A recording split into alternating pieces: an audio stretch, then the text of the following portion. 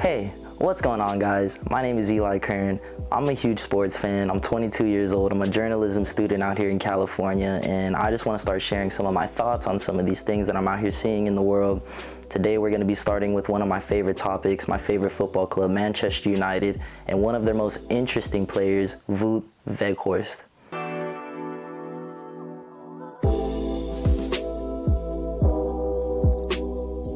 Wout was born on August 7th, 1992 to two loving parents as the youngest of three boys. With a father successful in business and as the youngest of his siblings, it was always natural that he was going to have an extra competitive edge, and you'll see this later on in his career. Even as young as a boy, Wout was only focused on football. Although not having any other players in the family, it made it pretty tough. His parents were more so pushing for him to take his schooling seriously so that he could potentially follow into the family business, which of course, as we discussed, was going very successfully for them. So it makes sense why they would want him to follow this route. But for Wout, it was just football. That was all he wanted to do. So although he stayed in school to keep his parents happy, his true passion was football, and that's what he continued following. Wout was able to make it into the academy at Willem II, a popular club in the Netherlands, although he was never able to make it to the youth level. Part of this was down to a growth spurt that he had in his teenage years, which according to Wout, it made it tougher for him to develop his technical skills as his lanky legs, it just didn't feel as coordinated as it once did. On top of that, his odd physique made it so that doctors felt that he might struggle with injury problems in the future, another thing that kept Willem from pushing him up into the senior team. All of these struggles came to light later in an interview with German publication Allgemeine Zeitung.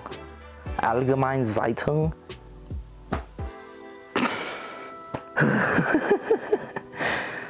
Well, it's a newspaper in Germany. They told me, forget football, you're not good enough. It's all right there. He's talking about some of the people that he was close to growing up, and it's understandable. Going for this type of a dream, it's not easy. But for Wout, we all know how the story ends. So as we said, things did not work out for Wout at Willem II, so he eventually gets a transfer to FC Emmen in the Eredivisie 2. This is the second division of Dutch football. No glitz and glamour for him, but it's a start in professional football. He made his debut for FC Emmen in August 2012, and 1 month later scored his debut goal for the club. A dozen goals in his debut season earned Wout a transfer to side Heracles in the Eredivisie. Again, pronunciation, trying. Heracles isn't one of the biggest clubs in the Netherlands, but at the time that he was there, they were coached by Peter Bosz. Peter Bosz went on to coach some of the biggest clubs in the nation, including Ajax, and his tactical style was absolutely influential on the player we know Weghorst for being today. Peter Bosz started out his career with a very attacking philosophy. It was all about getting goals, high tempo, quick play, and this is definitely something that we see influential on Weghorst's game today, although the structure was still a bit too fragile in defense. This is where one of our most influential characters comes into our story, Peter Blanche. Peter was a Dutch Olympic volleyball player. I know, volleyball. But his relationship with Peter Bosz was highly influential in Weghorst's career. He introduced Bosz to multiple different data, software, sort of analytics tools that he was able to use. These tools were able to measure his players' fitness, positioning, and Bosz has cited these tools as being highly influential in creating a more compact and sound defensive structure, as well as monitoring the positional play off the ball. I know this might sound like a little bit of nerdy stuff, but this is the crucial stuff that made Wout into the intelligent striker that we know him for today. This improvement under Bosz was very notable and caught the attention of finally one of the biggest clubs in the Netherlands, AZ Alkmaar. AZ is a historic club. Unfortunately for Wout, they don't exactly love the big target man striker that he was branded as on paper. You see this big 6'6" lanky guy walking in. The AZ fans were thinking, where's our Van Persie? Where is our Bergkamp? We want something more aesthetically pleasing. What they didn't know was that's exactly what they were getting with Wout Weghorst, and over time, he won the love of the fans and even club captaincy. By the end of the 2018 season, club captain Weghorst led AZ to a top 3 finish in the Eredivisie, which is no small feat, and this attracted the attention of many clubs, including German giant Wolfsburg. This is where most of us were introduced to Weghorst, including myself. Now, to fully understand just how influential Weghorst was, we need to understand the context of where Wolfsburg was at the time. Wolfsburg had just had one of their worst seasons in recent history, finishing 16th, barely avoiding relegation in the Bundesliga. For a club the size of Wolfsburg, who was recently in the Champions League, boasting stars of the likes of Kevin De Bruyne, this was huge. This was a big problem, and Weghorst was tasked with bringing them back. That's exactly what he did. After finishing 16th the very next season, Weghorst's debut, they finished 6th, jumping 10 slots in the Bundesliga table. Unbelievable impact. And of course, it's not just the Dutchman, but to say that he wasn't a huge, if not the biggest influence on the pitch, to me is naive. And let's look at some stats that prove that. Starting with his goal scoring, Wout put up an impressive 0.52 goals per 90, one of the better returns for players with over 2,000 minutes that season in the Bundesliga. This put him right behind Timo Werner, who was having one of his more prolific seasons for Red Bull Leipzig at 0.57 goals per 90. This also put the Dutchman well ahead of other Swiss Army knife attackers such as Thomas Müller. That comparison will begin to make a bit more sense later, but for now, looking at the goal scoring, Müller only put up 0.23 goals per 90 in that same season. Moving on to the playmaking, that comparison with Müller starts to make a bit more sense, but we're going to get into that. Starting with Weghorst, Wout had 0.21 assists per 90, which puts him just behind Timo Werner at 0.25 and Thomas Müller just ahead of the pack at 0.3. But now you're starting to see where these comparisons are coming into play with these guys. It wasn't just an attack where Wout was making his impact. He was also one of the best defensive forwards in the Bundesliga in 2018-2019, with 0.28 interceptions and 0.71 tackles per 90. For reference, Timo only had approximately 1/3 of the interceptions at 0.11 per 90, and over half the tackles at 0.43 tackles per 90. Müller was a much more comparable player in these categories with 0.34 interceptions per 90 along with the 0.79 tackles, which is marginally better than Wout in these categories. However, when you're continuing to look at the broader picture where he's making up in these different categories, I think you guys are seeing the point I'm making. Wherever he's losing out to his counterparts, whether that be Timo with a bit of the goal scoring or the playmaking, or Müller off the ball, he's making up for it in other ways, whether it's Müller, he having much better goal scoring, or against Werner, he's much better off the ball.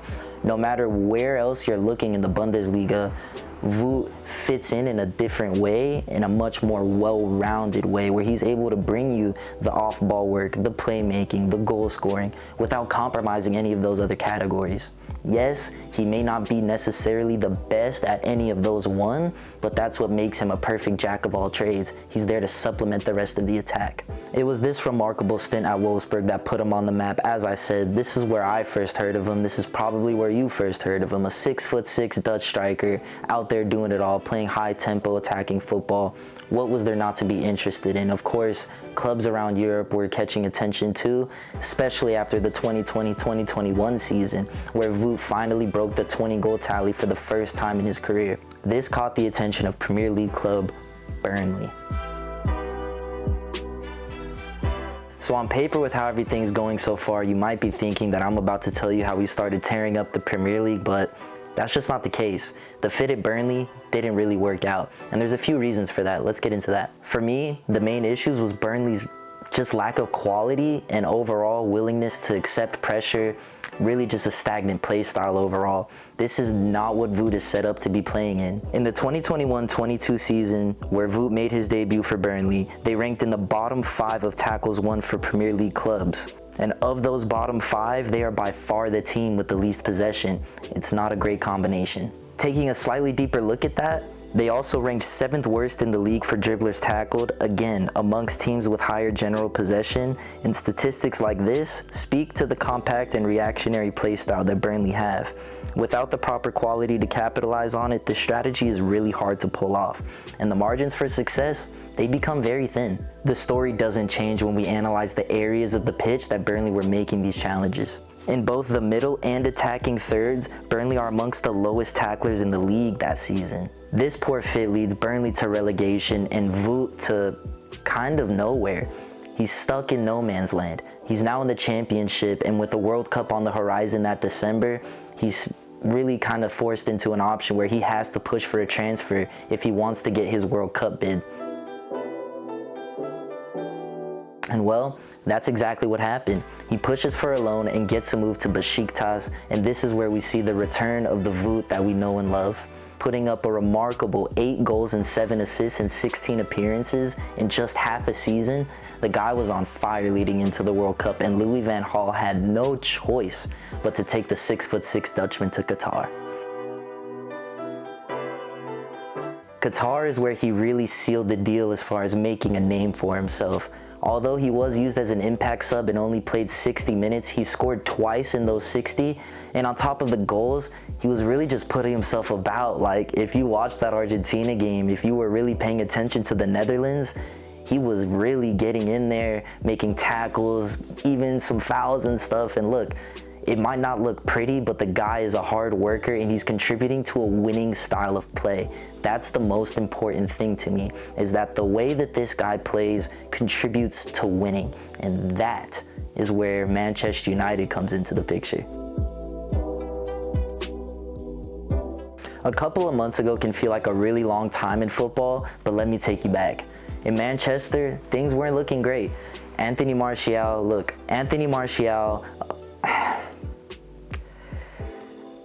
the injury problems have become so severe and the lack of consistency has become such a problem that although the talent is unquestionably there for him, we just can't keep continuing to roll this guy out as the 9, and the injury happened.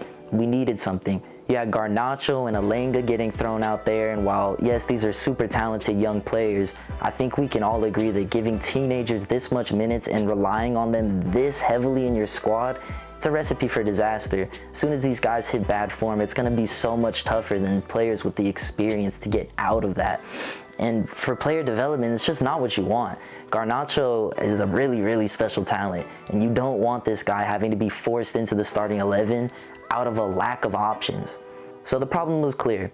Erik ten Hag needed forward reinforcements, and he looked to the Dutchman.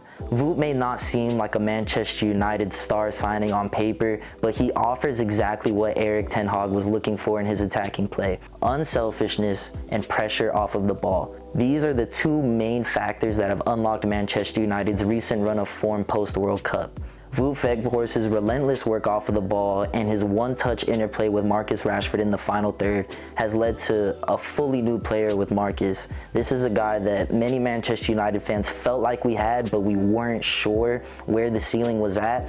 Well, now we're seeing it. When you play him with complementary forwards, you're able to see him coming in off of that left flank and lighting up defenses all across Europe. Let's take a look at Marcus's shot charts to take a more in-depth look at that. There isn't a whole lot of analysis required. When you look at the previous season, he only scored 4 goals in an injury-riddled season where he wasn't playing with the players that were necessarily the most complementary to his game. Already, Marcus has nearly quadrupled that tally at 14 goals on the season. The tactical consistency, the work ethic, the physicality, these are the factors that Erik ten Hag looked for in Wout Weghorst. This is why we needed this player. Not for the goal scoring, not for the assists, because he's out there working and he's creating the space and the opportunities that our other players need to fully thrive and succeed. Now, what does the future hold for Wout?